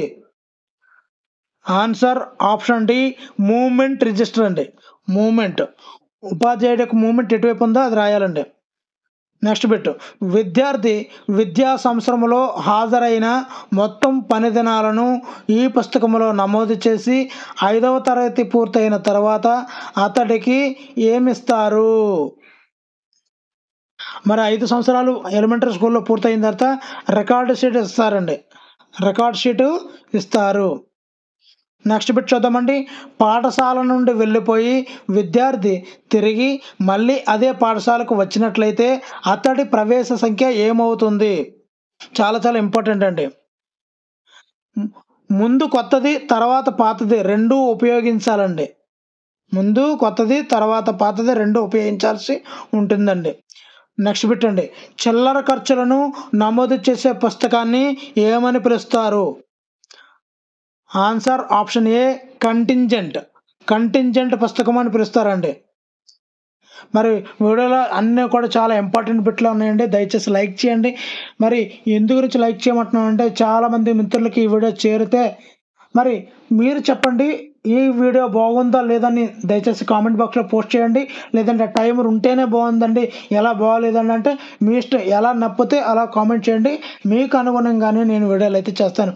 పలానా టాపిక్ కావాలండి, పలానా సబ్జెక్ట్ కావాలండి అని మీకు ఏమైనా డౌట్ ఉంటే పలానా చాప్టర్ కావాలండి అని కామెంట్ బాక్స్లో పోస్ట్ చేస్తే తప్పనిసరిగా మీకు వీడియో అయితే చేసి పెడతానండి. ఓకేనండి.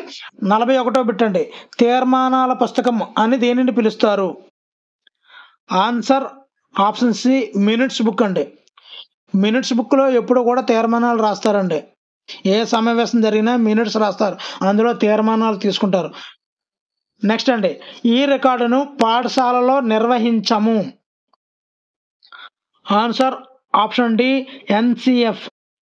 సిసిఈ అంటే కంటిన్యూస్ కాంప్రహెన్షన్ ఎవాల్యుయేషన్, అంటే విద్యార్థులు వచ్చే మార్కులను సిసిఈ రిజిస్టర్లో నమోదు చేస్తాము. ఎండిఎం భోజనంలో ఏమేమి పెడుతున్నామో ఎంత పెడుతున్నామో అదంతా. ఎస్ఎంసి అంటే స్కూల్ మేనేజ్మెంట్ కమిటీ, అంటే మీటింగ్ పెడతారు పిల్లల యొక్క తల్లిదండ్రులతో మీటింగ్ పెట్టినప్పుడు అప్పుడు చేసే తీర్మానాలను. మరి పాఠశాల విద్యార్థి తల్లిదండ్రుల కమిటీ అని ఉంటుందండి.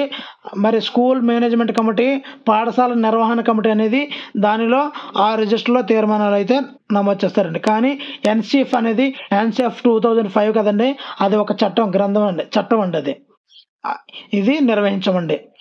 43వ పెట్టండి, ఏకలవ్య మోడల్ స్కూల్ కల్పించే సౌకర్యం కానిది ఏమిటి? ఆన్సర్ ఆప్షన్ డి ఇది కేవలం ఎస్సీ ఎస్టీలకు మాత్రమే ఉద్దేశించినవి. మరి ఇది చూద్దామండి, ఇది ఎస్టీ విద్యార్థులకు చదువుతో పాటు క్రీడలను మూర్తిమత్వను పెంపొందించే పాఠశాలలు అండి, ఏకలవ్య పాఠశాలలు. అదేవిధంగా ఇక్కడ అమ్మాయిలు అబ్బాయిల సంఖ్య సమానము. అదేవిధంగా ఇవి 6 నుండి 12వ తరగతి వరకు విద్యను అందిస్తాయండి. ఇవన్నీ కూడా ఎస్సీ ఎస్టీలకి ఉద్దేశించినవి కావండి. నెక్స్ట్ బిట్ చూద్దామండి, 44వది, కేంద్రీయ విద్యాలయాల్లో ప్రవేశాలు ఈ తరగతిలో ప్రారంభమవుతాయి. ఆన్సర్ ఆప్షన్ డి 1వ తరగతిలోనే కేవీలో మరి పాఠశాల తరగతిలో ప్రారంభమవుతాయండి. నెక్స్ట్ సిబిఎస్ఈ సిలబస్ అంటాం కదండి, అందులో ఎస్సీ అంటే ఏమిటి అంటే ఆన్సర్ సెకండరీ ఎడ్యుకేషన్ అండి, సెకండరీ ఎడ్యుకేషన్. నెక్స్ట్ పెట్టండి, కేంద్రీయ విద్యాలయాల్లో సంస్కృతం ఈ తరగతులలో తప్పనిసరి చేసింది సంస్కృతం అనేది. ఆన్సర్ 5 నుండి 8 తరగతుల మధ్యలో ఈ యొక్క సంస్కృతం అనేది కేవీల్లో తప్పనిసరి చేశారు. నెక్స్ట్ బిట్ చూద్దామండి, దేశవ్యాప్తంగా ఉన్న కేంద్రీయ విశ్వవిద్యాలయాల సంఖ్య ఎంత? ఆన్సర్ 1248 అండి, 1248. 1ని స్క్వేర్ చేయండి 2, 2ని స్క్వేర్ చేయండి 4, 4ని డబల్ చేయండి 8. ఈ విధంగా అయితే కేంద్రీయ విశ్వవిద్యాలయాల సంఖ్య వస్తుందండి.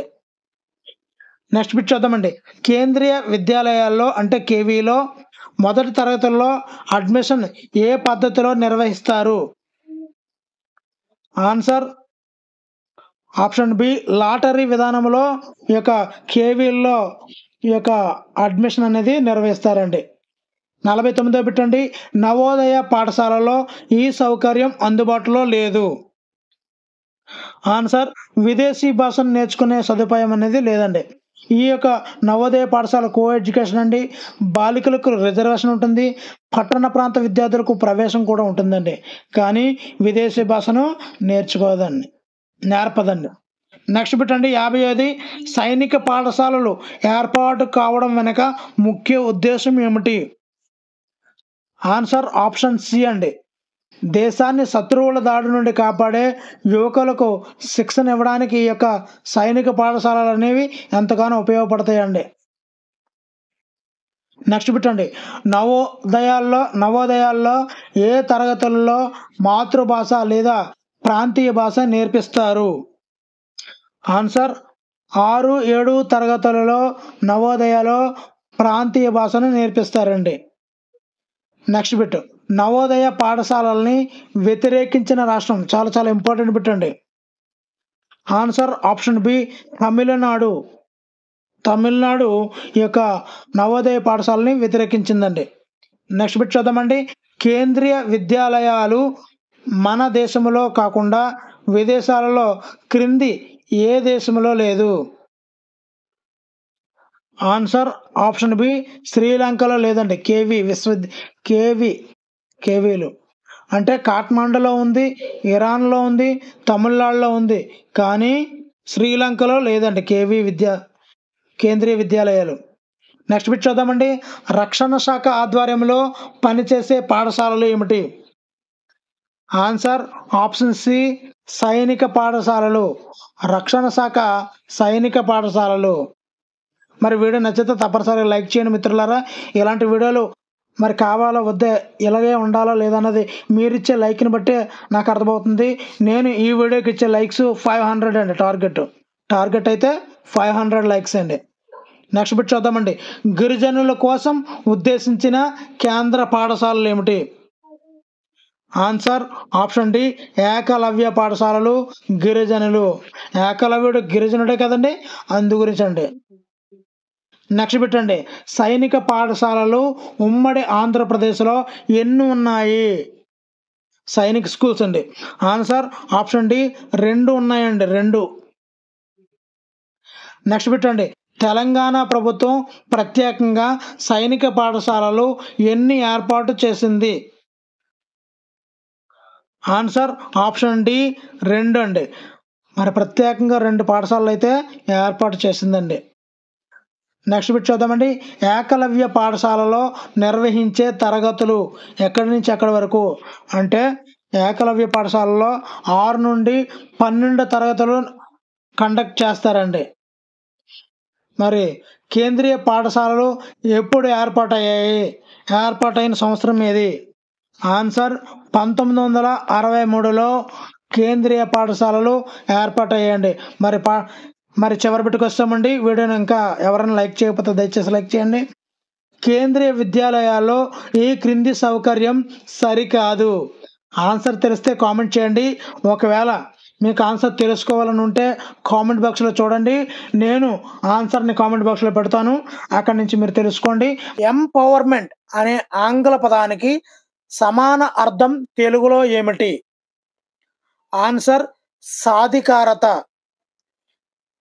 సాధికారత అనగా అర్థం ఏమిటి అంటే ఆన్సర్ సామర్థ్యాలను మెరుగుపరచడం. సాధికారత అంటే సో ఇప్పుడు సాధికారత గురించి వరుసగా బిట్లు వస్తున్నాయి కదండి.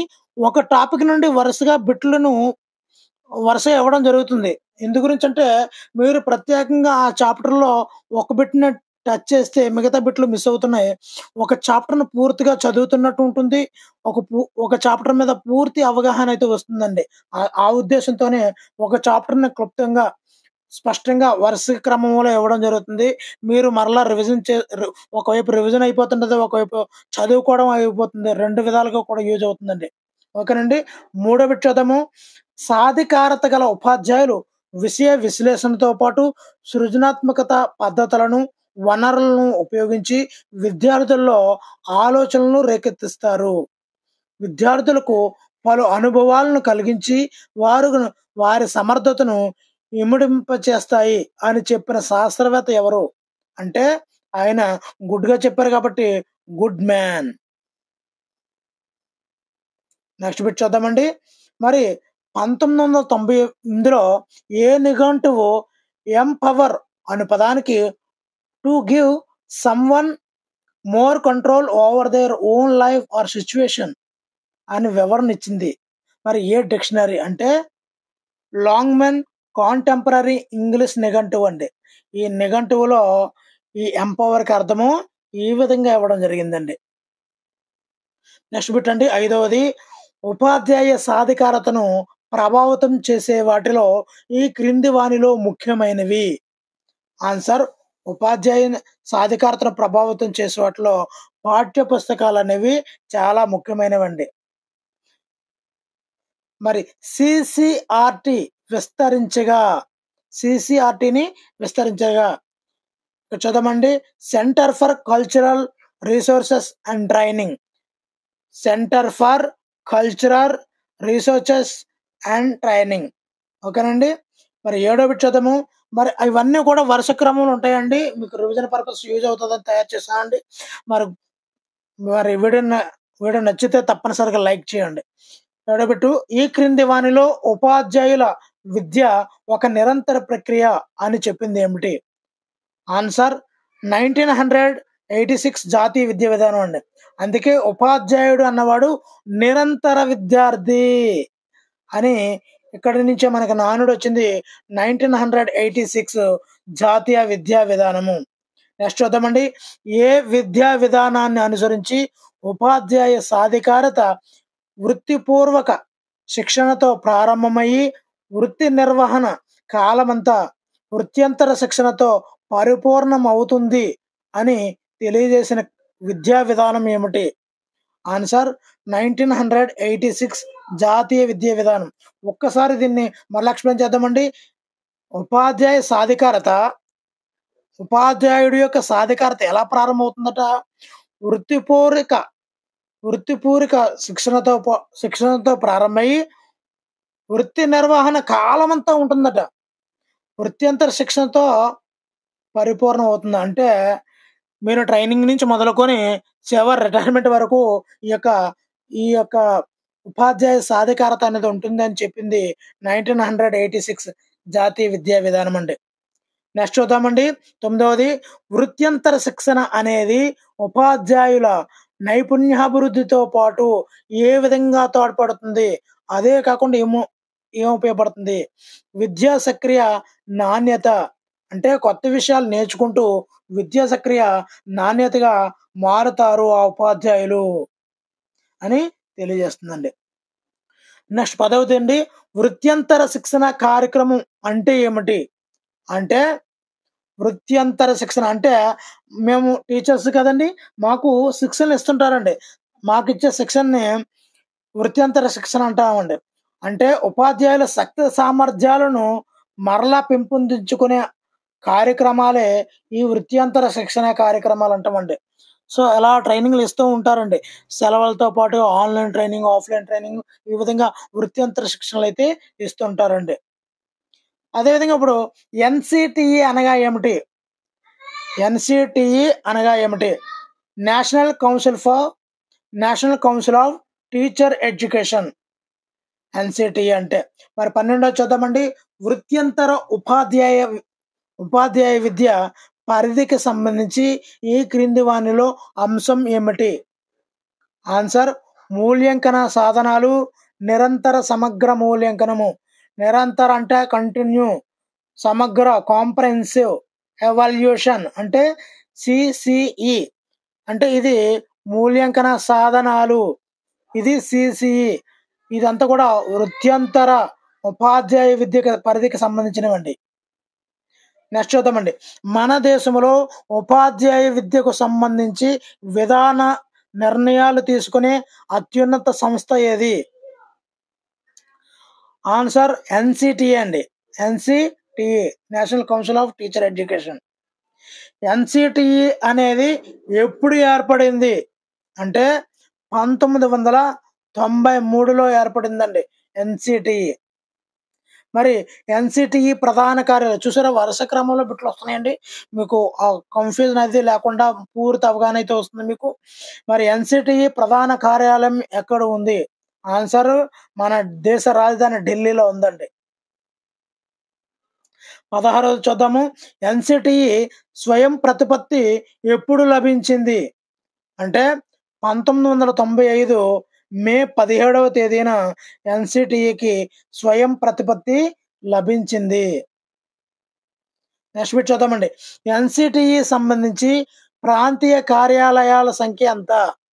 ఎన్ని కార్యాలయాలు ఉన్నాయి అని అర్థం అన్నమాట. ఆన్సరు ఆప్షన్ బి 4 ప్రాంతీయ కార్యాలయాలు ఉన్నాయి. 18వ బిట్ చూద్దామండి. ఎన్సిటిఈ ఏర్పరిచిన ప్రాంతీయ కార్యాలయాల్లో ఈ క్రింది వానిలో ఏది? ఆన్సరు ఈ మూడాంట్లో కూడా ఉన్నదండి. జైపూర్, బెంగళూరు, భువనేశ్వర్. ఈ మూడింటి దగ్గర కూడా ఈ యొక్క ఎన్సిటిఈ ప్రాంతీయ కార్యాలయాలు ఇక్కడ ఉన్నాయండి. నెక్స్ట్ బిట్ చూద్దామండి. 19వది. ఉపాధ్యాయ విద్యకు సంబంధించిన పరిశోధనలు నిర్వహించి ఫలితాలను కరదీపికలుగా ఉపాధ్యాయ లోకానికి అందించే పనిచేసే సంస్థ ఈ క్రింది వానిలో ఏది? ఆన్సర్ ఎన్సిటిఈ అండి. ఇది ఉపాధ్యాయ విద్యకు సంబంధించినటువంటి పరిశోధనలు నిర్వహించి ఫలితాలను ఉపాధ్యాయులకు అందించడం ఎన్సిటిఈ చేసే పని. అంటే ఇంకా చాలా పనులు చేస్తుంది, అదో ఒకటని అర్థం. నెక్స్ట్, ఎన్సిఈఆర్టి ఎప్పుడు ఏర్పడింది? Answer option C 1961. 1961. Next bit చూద్దామండి. ఎన్సిఈఆర్టి ప్రధాన కార్యాలయం ఎక్కడ ఉంది? ఆన్సర్ ఇది కూడా దేశ రాజధాని ఢిల్లీలోనే ఉందండి. నెక్స్ట్, ఈ క్రింది వానిలో ఎన్సిఈఆర్టి యొక్క అనుబంధ సంస్థలు ఎక్కడున్నాయి? ఆన్సర్ ఆప్షన్ ఈ 5 అన్ని. కాశ్మీర్, భువనేశ్వర్, మైసూర్, షిల్లాంగ్. 5 అన్నింటి దగ్గర కూడా ఎన్సిఈఆర్టి యొక్క అనుబంధ సంస్థలు అయితే ఉన్నాయండి. నెక్స్ట్ చూద్దామండి. ఈ క్రింది వానిలో ఏ సంస్థ జాతీయ స్థాయిలో శాస్త్ర విజ్ఞాన ప్రతిభా పాఠవ పరీక్షను నిర్వహించి ఎంపిక చేసి విద్యార్థులకు ఉపకార వేతనాలు ఇవ్వడం? ఇక్కడ మనం ఎన్టీఎస్సి, ఎన్ఎంఎంఎస్ అనే ఎగ్జామ్లు జరుగుతుంటాయి, మీకు గమనించి ఉంటారు మీరు. ఎన్ఎంఎంఎస్, ఎన్టీఎస్సి అనే ఎగ్జామ్లు జరుగుతుంటాయి. ఈ రెండింటిని కూడా ఎన్సిఈఆర్టి ఆధ్వర్యంలోనే జరుగుతుంటాయండి. ఓకేనండి. ఎన్సిఈఆర్టి. ఈ క్రింది వానిలో కేంద్ర మంత్రిత్వ శాఖకు విద్యా విషయక సలహాదారుగా ఉండేది ఏమిటి? ఆన్సర్ ఎన్సిఈఆర్టి కేంద్ర మంత్రిత్వ శాఖకే సలహాదారుగా ఉంటుంది ఎన్సిఈఆర్టి. ఓకేనండి. నెక్స్ట్, శాస్త్ర విజ్ఞాన వ్యాప్తి కోసం జిల్లా, రాష్ట్ర, జాతీయ స్థాయిలో చర్చాగోష్ఠులు నిర్వహించేది? దేనికోసం చర్చాగోష్ఠులు అంటే మీటింగ్లు అనమాట. చర్చాగోష్ఠులు అంటే శాస్త్ర విజ్ఞాన వ్యాప్తి కోసం చర్చాగోష్ఠులు నిర్వహించేది ఏమిటి? ఆన్సర్ ఎన్సిఈఆర్టి అండి. అంటే మీటింగులు పెడుతుంది అని చెప్పి. 26వ చూద్దామండి. ఈ క్రింది వానిలో ఈ పరీక్షల సంస్కరణలకు తోడ్పడేది ఏంటి? పరీక్షల సంస్కరణలకు తోడ్పడేది ఏమిటి? ఎన్‌సీఈఆర్‌టీ. ఇప్పుడు పరీక్షలన్నీ కూడా ఈ ఎన్‌సీఈఆర్‌టీ ఆధ్వర్యంలో ఈ యొక్క సంస్కరణలు అయితే జరుగుతున్నాయండి. అందు విధంగానే మనకి ఎన్‌సీఈఆర్‌టీ స్టేట్ సిలబస్ నుంచి సెంట్రల్ సిలబస్ బుక్స్ అయితే రావడం జరుగుతుంది. అదేవిధంగా పరీక్షల సంస్కరణకు కూడా తోడ్పడుతుందండి. నెక్స్ట్ బోధనా సామగ్రి పరికరాలు, నమూనాలు సిద్ధం చేయడం ఈ క్రింది వానిలో ఏ సంస్థ యొక్క కార్యకలాపం? మరి దానికి టీఎల్ఎం తయారు చేయాలి కదా! అది కూడా టీఎల్ఎం అంటే నమూనాలు, సామగ్రి, బోధన, టీచింగ్, లెర్నింగ్ మెటీరియల్ అంటే టీచింగ్ లెర్నింగ్ మెటీరియల్ టీఎల్ఎంని ఎన్‌సీఈఆర్‌టీ ఆధ్వర్యంలో తయారు చేస్తుంటామండి. ఈ యొక్క టీఎల్ఎంని. దానిలో భాగంగానే మనకి ఈ యొక్క గణిత పీఠికలు, గా ఇవన్నీ సైన్స్ కిట్ వచ్చింది కదండీ! ఇవన్నీ కూడా దీనిలో భాగంగానే వస్తున్నాయండి. నెక్స్ట్ 28దండి. ఈ క్రింది వాటిలో సరైన వాక్యం గుర్తించండి. 1 బోధనాభ్యసన సామగ్రి పరికరాలు, నమూనాలు సిద్ధం చేయడం. 2 పాఠశాల విద్య, ఉపాధ్యాయ విద్యలో పరిశోధనలు నిర్వహించడం. మరి ఆన్సర్ చూస్తున్నట్లయితే ఈ 2 కూడా సరైన వాక్యాలేనండి. దేనికి సంబంధించి? ఎన్‌సీఈఆర్‌టీకి సంబంధించి. ఓకేనండి. ఎన్‌సీఈఆర్‌టీకి సంబంధించి. నెక్స్ట్ చూద్దామండి. ఈ క్రింది వానిలో సరికాని వాక్యం ఏది? 1 కేంద్ర మంత్రిత్వ శాఖకు విద్యా విషయక సలహాదారుగా ఎన్‌సీటీఈ వ్యవహరిస్తుంది. రెండోది ఎన్‌సీఈఆర్‌టీ ప్రధాన కార్యాలయం న్యూఢిల్లీలో ఉంది. ఆన్సర్ సరికాని వాక్యము 1 మాత్రమే. ఎందు గురించి? కేంద్ర మంత్రిత్వ శాఖకు విద్యా విషయక సలహాదారుగా ఉన్నది ఎన్‌సీటీఈ కాదండి. ఎన్‌సీఈఆర్‌టీ అండి. అదేవిధంగా ఎన్‌సీఈఆర్‌టీ ప్రధాన కార్యాలయం ఢిల్లీలోనే ఉందండి. ఇది కరెక్టే. కానీ 1 మాత్రమే సరికాని వాక్యము. ఆన్సరు ఆప్షన్ సి అవుతుందండి. మరి 31 చూద్దామండి. ఈ క్రింది వానిలో సరైన వాక్యం ఏది? సరైన వాక్యం. ఒకటోది పాఠశాల విద్య, ఉపాధ్యాయ విద్యలో పరిశోధనలు నిర్వహించాలి. సెకండ్ బిట్ చూద్దామండి. వివిధ అంశాలపై ప్రత్యేక అధ్యయనాలు నిర్వహించి ఫలితాలను ప్రచురించడం. మరి ఈ 2 కూడా జరుగుతున్నాయి కదండీ! ఇప్పటిదాకా చెప్పుకున్న వాటిలో ఈ 2 జరుగుతున్నాయి కాబట్టి 1 అండ్ 2 కూడా సరైనవేనండి. 31 చూద్దామండి. 14 సంవత్సరాల లోపు బాలబాలికలందరికీ ప్రాథమిక నిర్బంధ విద్య అంటే ఉచిత ప్రాథమిక నిర్బంధ విద్య అందించాలని రాజ్యాంగంలోని ఏ ఆర్టికల్‌లో ప్రవేశపెట్టారు? ఆన్సర్ అయితే ఆప్షన్ బి 45 అండి. Answer option B 45. 32వ బిట్ చూద్దామండి. బలహీన వర్గాల వారికి విద్య, ఆర్థిక సహకారం అందించాలని సూచించబడినటువంటి ఆర్టికల్ ఏమిటి? Answer option D 46. దీని గురించి ముందు వీడియోలో కూడా చెప్పడం జరిగింది. బలహీన వర్గాల వారికి విద్య, ఆర్థిక సహకారం అందించే ఆర్టికల్‌లో 46 అని ముందరి వీడియోలో కూడా చెప్పడం జరిగిందండి. మరొకసారి గుర్తు చేస్తూ లైన్‌లో ఇవ ఆర్టికల్స్ అనే కాలమ్స్ వచ్చాయి కాబట్టి ఇక్కడ మీకు ఒక్కొక్కటి అందిస్తున్నామండి. నెక్స్ట్ బిట్ అండి. 33వది ఆర్టికల్ 350 యొక్క ప్రధాన ఉద్దేశం ఏమిటి? దీని యొక్క ప్రధాన ఉద్దేశం ప్రాథమిక స్థాయిలో మాతృభాషలో బోధన అండి. మరి ఈ 350 అనేది ప్రస్తుతం ఆంధ్రప్రదేశ్‌లో కుంటుపడుతుంది. ఈ యొక్క ఆర్టికల్ యొక్క లక్ష్యం కుంటుపడుతుందని చెప్పుకోవచ్చండి. ఎందు గురించి అంటే అందరినీ ఆంగ్ల మాధ్యమంలోకి మార్చేశారు. అంటే ఇంగ్లీష్ మీడియం స్కూల్స్‌గా అన్ని గవర్నమెంట్ స్కూల్స్‌తో సైతం మరి అన్నీ కూడా మార్చడం జరిగింది. కానీ వెంకయ్య నాయుడు లాంటి గొప్ప నాయకులు ఏం చెప్తున్నారు? ఎవరు చెప్పినా అతననే కాదు, అతని పేరని కాదు, ఏ విద్యావేత్త అయినా కూడా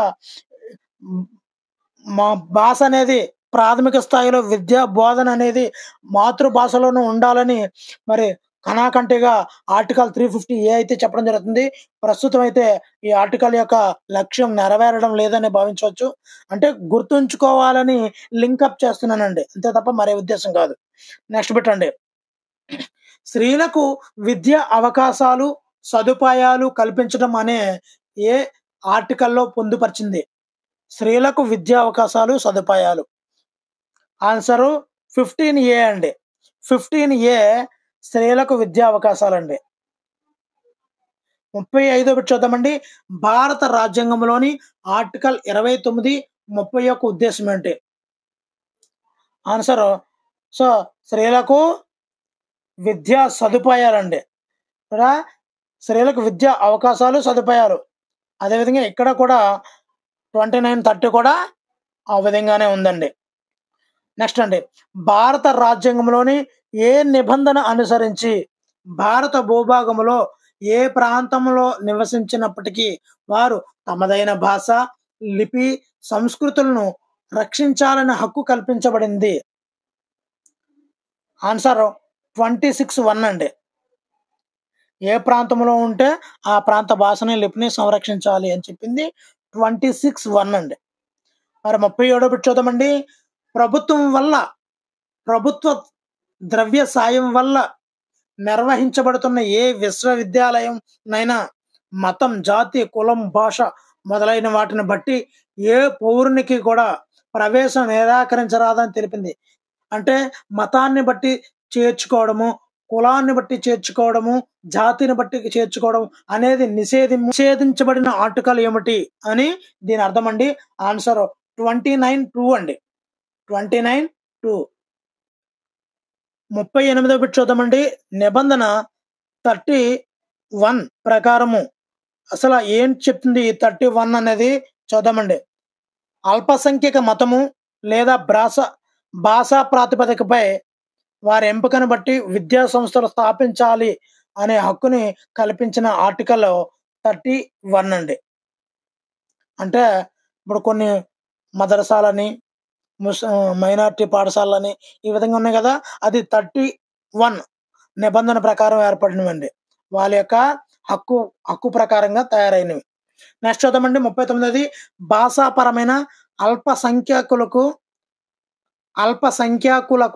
సంబంధించిన రాజ్యాంగ పరిధిలో అన్ని విషయాలను పరిశోధించడానికి గాను ఏ అధికారుల ద్వారా ప్రత్యేక అధికారిని నియమించే వీలు కలిగించబడింది?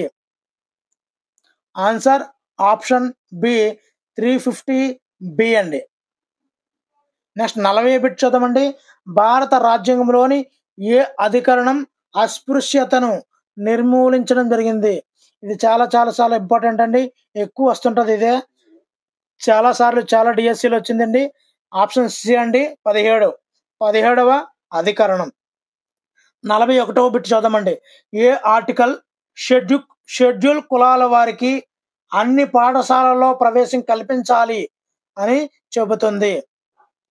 ఆన్సర్ ఆప్షన్ బి 46 ఆర్టికల్ అండి.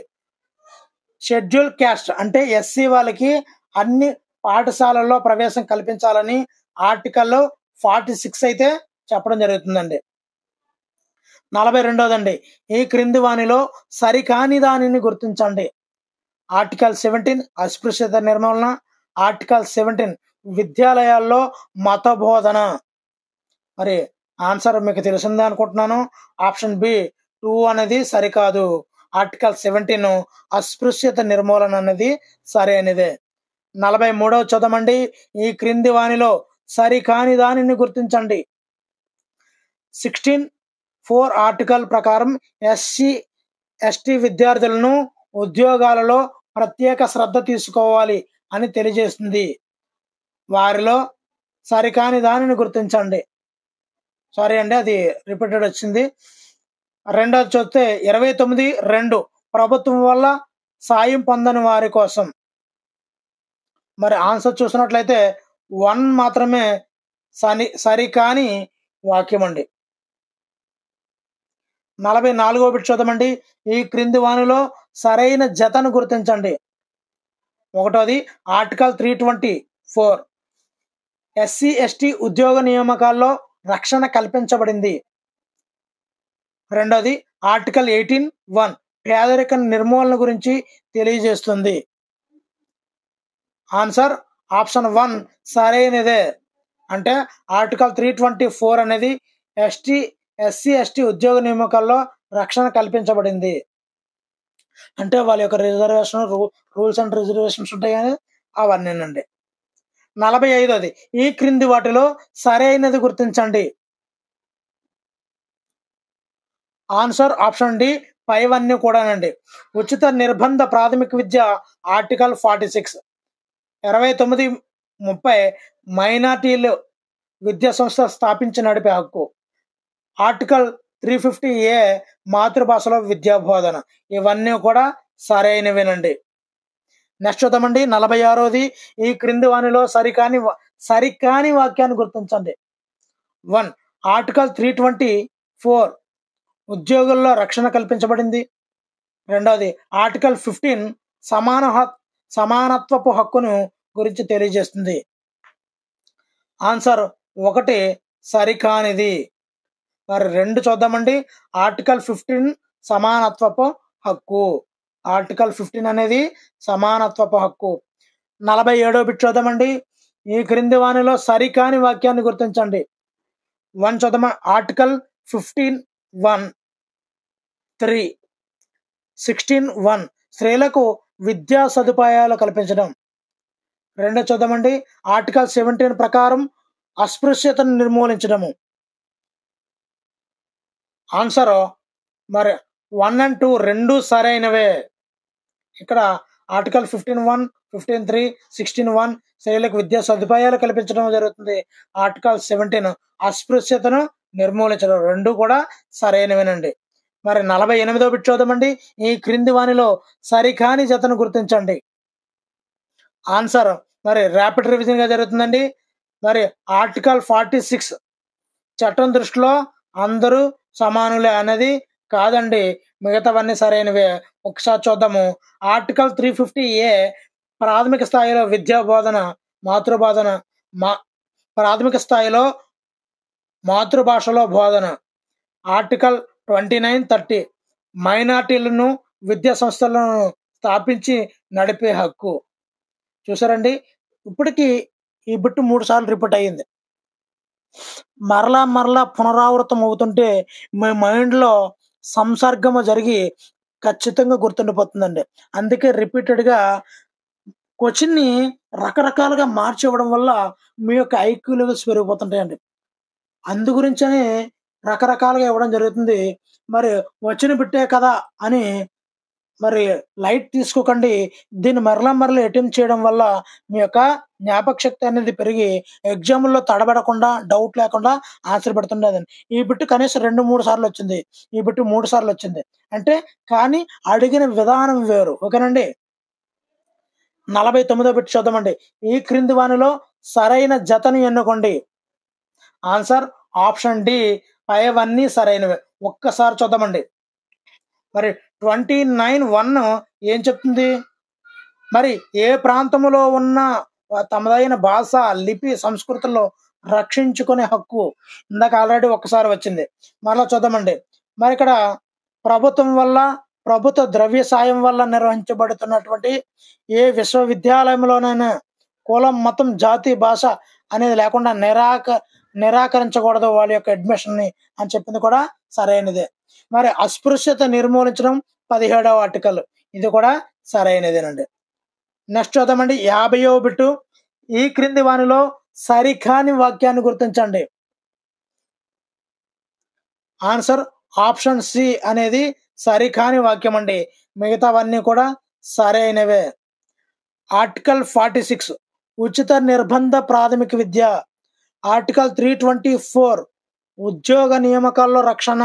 324 ఆర్టికల్ 16(4) SC, ST విద్యార్థులకు ఉద్యోగాల్లో ప్రత్యేకమైనటువంటి శ్రద్ధ.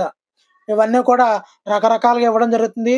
ఎలాగిచ్చినా మీరు చేయాలనే ఉద్దేశంతో తయారు చేసినవే తప్ప మరేమీ కాదండి. మరి వీడియో మాత్రం నచ్చితే తప్పనిసరిగా లైక్ చేయండి. మరి ఇలాంటి మరిన్ని వీడియోలు రావాలంటే మాకు ఎంతో ఇన్స్పిరేషన్గా మీరిచ్చే లైక్లు నాకు చాలా, మీరిచ్చే కామెంట్లు కూడా ఎంతో వాల్యుబుల్ అండి. మరి మీరు మాకు ఇచ్చే ఆస్తి అదేనండి. మాకెంతో చాలా మీ ఒక్కొక్కరు ఇచ్చే కామెంట్ చూస్తుంటే మాకు ఎంతో ఆనందంతో పొంగుతుంటామండి. ఆ ఒక్క ఆనందంతో మరిన్ని వీడియోలు, ఎన్నో వీడియోలు చేయాలన్న కసి పెరుగుతుందండి. దయచేసి వీడియో నచ్చితే తప్పనిసరిగా లైక్ చేయండి. 51వ బిట్ చూద్దామండి.